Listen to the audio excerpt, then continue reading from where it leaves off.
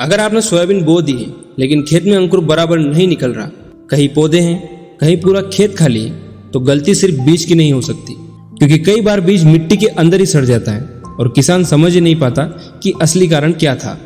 बहुत किसान सोचते हैं बीज खराब था, कंपनी गलत थी या दवाई ने काम नहीं किया, लेकिन असली कारण कई बार खेत की मिट्टी, गलत नमी, गलत गहराई और फंगस होती है। आज की इस वीडियो में हम समझेंगे बीज मिट्टी में सड़ क्यों जाता है, कौन सी गलती सबसे ज्यादा नुकसान करती है, कौन सी मिट्टी ज्यादा खतरे वाली है, डीप सोइंग कितना खतरनाक है, सीड ट्रीटमेंट क्यों जरूरी है और वो 5 तरीके जिनसे आप इन नुकसान से बच सकते हैं। और दोस्तों, आप देख रहे हैं श्री राघव ऑर्गेनिक कृषि सगोरिया, जहाँ खेती की बातें जमीन की सच्चाई से बताई जाती है। सबसे पहले समझिए सोयाबीन का बीज आखिर सड़ता क्यों है। जब बीज को सही वातावरण नहीं मिलता तो बीज अंकुर बनने की जगह खराब होने लगता है।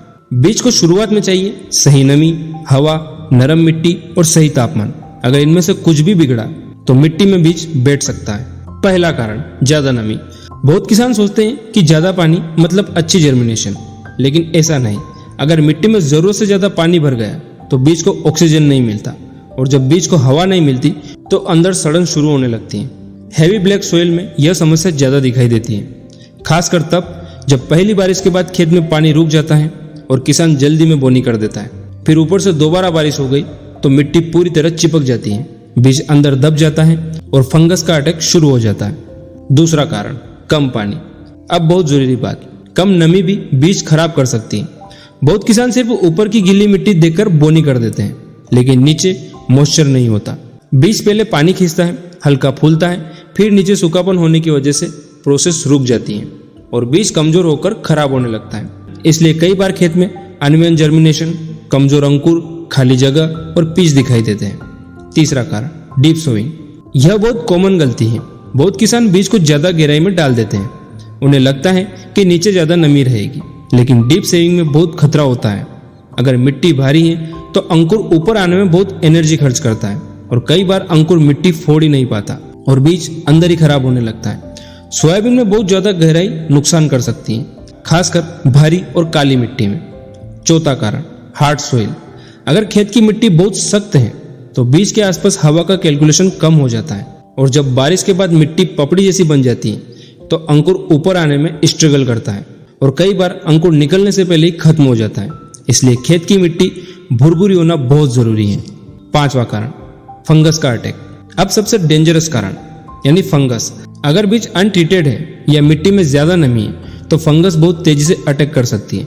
फिर बीज काला पड़ने लगता है, गलने लगता है, बदबू आने लगती है, अंकुर कमजोर हो जाता है और किसान सोचता रह जाता है कि गलती कहाँ हुई। सीड ट्रीटमेंट क्यों जरूरी है?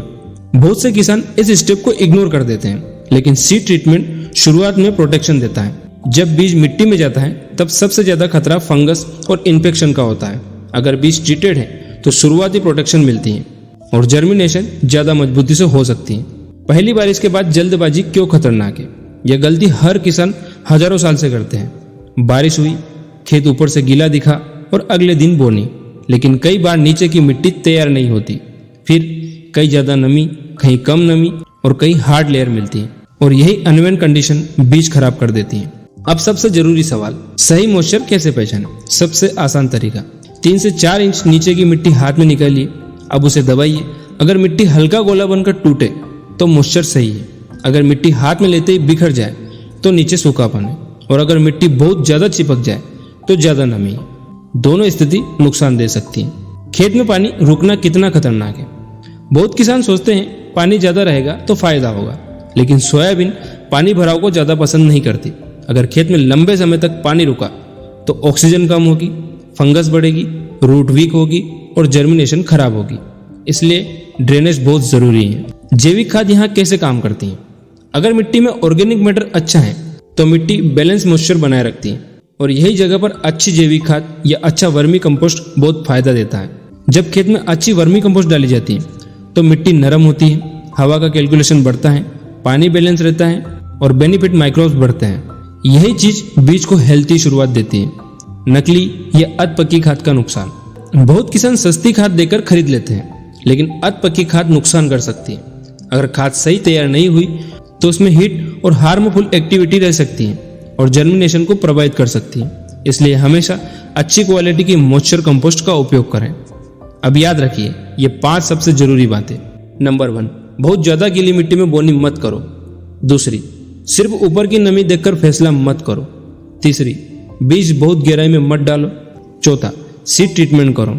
और पांचवा, खेत में ऑर्गेनिक मैटर बढ़ाओ। अगर आपने ये 5 चीजें समझ ली तो बीज सड़ने का खतरा काफी कम हो सकता है और जर्मिनेशन ज्यादा मजबूत हो सकती है। अगर आपने बोनी कर दी है और अंकुर बराबर नहीं निकल रहे तो खेत चेक करो, कुछ जगह मिट्टी हटाकर बीज देखो। अगर बीज काला पड़ा है, गल गया है, बदबू कर रहा है तो समझ लो सीड रूट की समस्या हो सकती है। याद रखिए सोयाबीन की खेती में शुरुआती सबसे बड़ा खेल है। अगर शुरुआत खराब हुई तो बाद में दवाई और खाद भी पूरा नुकसान नहीं बचा पाती। तो दोस्तों आज आपने समझा कि सोयाबीन का बीज मिट्टी में क्यों सड़ जाता है। कारण सिर्फ बीज नहीं होता, कई बार ज्यादा नमी, कम नमी, fungus, deep saving, hard soil और गलत टाइमिंग सबसे बड़ा कारण बनते हैं। इसलिए अगली बार बोनी करने से पहले मिट्टी की नमी चेक कीजिए, जल्दबाजी मत कीजिए, सही डेप्थ रखिए और मिट्टी को जिंदा रखिए, क्योंकि अच्छी खेती सिर्फ बीज से नहीं सही समझ से होती है। और दोस्तों अगर आपको खेती की ऐसी असली और काम की जानकारी पसंद आती है तो श्री राघव ऑर्गेनिक कृषि सगोरिया को सब्सक्राइब जरूर करें और इस वीडियो को अपने किसान भाइयों तक शेयर करें।